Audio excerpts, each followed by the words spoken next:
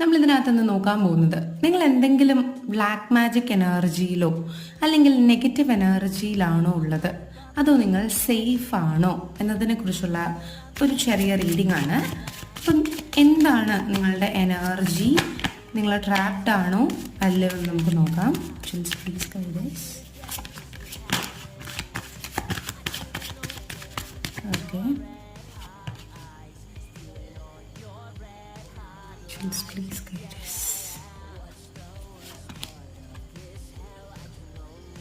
നിങ്ങൾ kind of ഒരു negative എനർജിയിലായിരുന്നു, അല്ലെങ്കിൽ ഈവൻ നിങ്ങൾ ട്രാപ്ഡ് ആയിരുന്നു.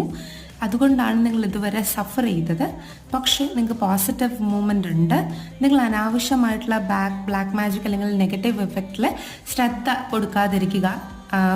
ഒത്തിരി അങ്ങോട്ട് അതിനെക്കുറിച്ച് തന്നെ തിങ്ക് ചെയ്യാതിരിക്കുക. നിങ്ങൾക്ക് പോസിറ്റിവിറ്റി ഉണ്ടാകും എന്നാണിത് പറയുന്നത്.